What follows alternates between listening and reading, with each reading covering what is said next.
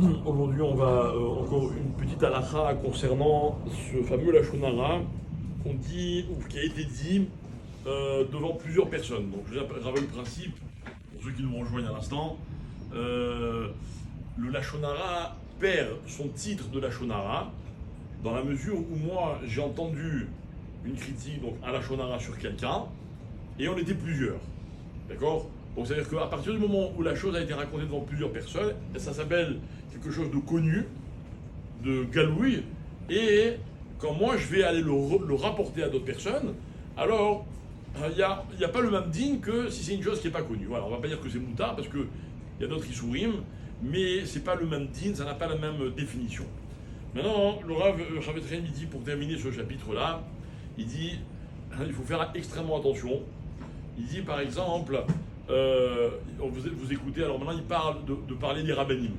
Il dit vous écoutez quelqu'un qui fait un Dvar Torah. Et admettons que le Rav qui fait un Dvar Torah, je sais pas moi, il n'est pas précis, ce qu'il dit c'est pas vraiment, c'est pas très bien dit, ou vous n'êtes pas d'accord, ou je sais pas, vous écoutez un Shon Arabe et par exemple il dit des choses un peu difficiles à entendre, ou bien il va pas critiquer l'un ou critiquer l'autre, je sais pas moi, enfin, même s'il lui le fait béhéter, d'accord. Il dit, souvent les gens ils font pas attention. Et ils disent, ah là, celui-là, il parle pas bien, celui-là, je suis pas d'accord du tout avec lui, celui-là, il dit n'importe quoi, et des fois même on peut dire des choses qui sont très graves. Et alors il dit, il faut faire extrêmement attention, particulièrement quand on écoute des livrets Torah de quelqu'un, de ne surtout pas le critiquer.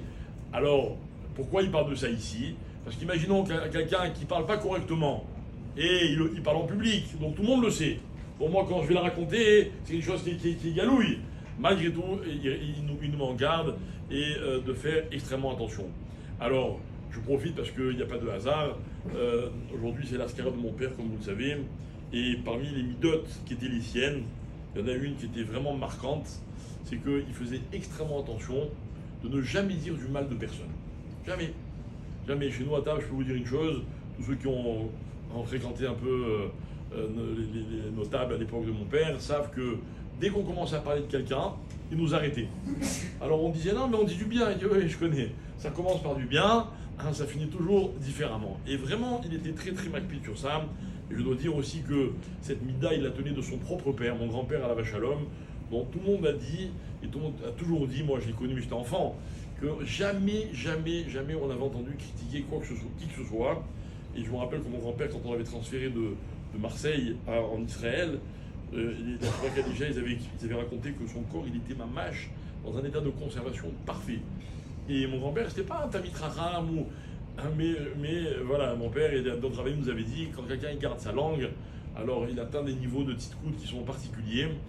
Et par exemple, on vient de parler d'un sujet particulier, et que tout le monde le sait, c'est pas un secret, quand mon père était rabbin, un plus grand rabbin de France, évidemment il y a eu des débats, évidemment il y a eu des conflits, il y a eu toutes sortes de désaccords, etc. Moi, je peux vous dire une chose, j'ai toujours entendu plus ou moins ce qui se passait, mais je ne l'ai jamais entendu de mon père. Jamais. Et pourtant, Dieu sait s'il avait des fois des choses à dire, qu'il n'était pas d'accord avec certaines choses, qui pour lui-même étaient vraiment problématiques. Jamais on a entendu dire quelque chose. Tout ce qu'on savait, on le savait par d'autres personnes. Et si jamais on avait comment dire, on était suffisamment téméraire pour lui poser une question, on se faisait recadrer, mais alors on comprenait qu'il fallait surtout pas aborder ce sujet. Et là, je me rappelle une fois, il y a eu comme ça un problème avec quelqu'un de la communauté, et on lui avait rapporté qu'il y avait un problème, qu'on pouvait éviter ce problème-là, mais il y avait un lachon hara. Et il a dit non, il n'en est pas question, faut pas que ça s'ébrute, etc. Et malgré tout, ça s'était ébruité finalement plus tard. Et ça avait créé une espèce d'onde de choc dans la communauté. Et il avait dit, on l'avait demandé, on l'avait dit, c'est vrai que tu savais, etc. Il dit, oui, c'est vrai, je savais, mais ceux qui l'ont ébruité à cause d'eux, il y a eu ce qu'il y a eu, c'est leur problème. Mais nous, c'était assourd de le dire, il ne fallait pas le dire. Et il était extrêmement macpide là-dessus. Par contre, le Chavetrem, il dit, si on a un reproche à faire à quelqu'un, alors on peut aller le voir en privé, on peut aller lui dire, même si c'est un rave, on a le droit, évidemment, avec beaucoup de derecheret.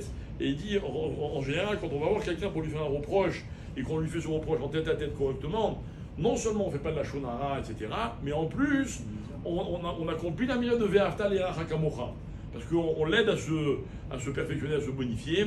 Et donc, comme vous le savez, c'est l'une des mitzvot les plus fondamentales de la Torah. Dernière halakha pour ce matin. Est-ce que souvent les gens disent du lachon hara de quelqu'un. Donc imaginez Réhouven, il parle de Shimon. Et on lui dit, mais c'est du lachon hara. Il dit, non, mais c'est pas grave, ça ne me dérange pas qu'il sache. Ça ne me dérange pas qu'il sache. Alors on a déjà expliqué, rappelez-vous, que le lachon hara, c'est même en présence de la personne dont on parle. À part qu'il y a encore d'autres Issourim. Et maintenant, le cas que le Rav ramène, il dit, imaginons que quelqu'un, il dise du lachon hara sur une personne, et il sait pertinemment que la personne à qui il parle va aller le répéter à celui dont on a parlé.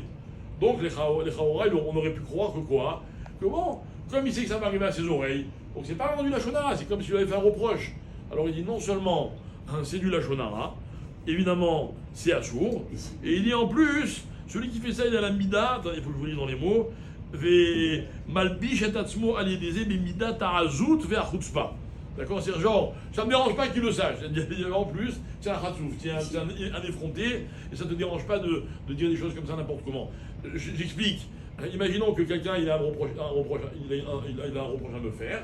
Alors, comme on l'a dit tout à l'heure, il vient me voir en privé, c'est une chose. Mais je sais qu'il l'a dit à quelqu'un, sachant que cette personne va me le répéter, donc il me fait un reproche par le biais de quelqu'un d'autre. Ça s'appelle de la chutzpah, et en plus c'est du lachon hara et c'est un sourd. Et s'il dit à cette personne, je veux que tu dises à cette personne.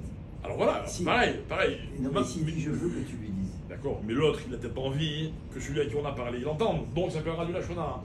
Voilà, alors encore une fois, excusez-moi de revenir sur ce rapport avec mon père, Alav Shalom, mais vous savez, j'entends sans arrêt des gens me dire, et c'est vrai, et on l'a entendu hier soir dans des témoignages, c'était très émouvant, la force de la parole qu'avait mon père, cette façon qu'il avait de parler, qui était vraiment unique, d'enseigner la Torah, etc.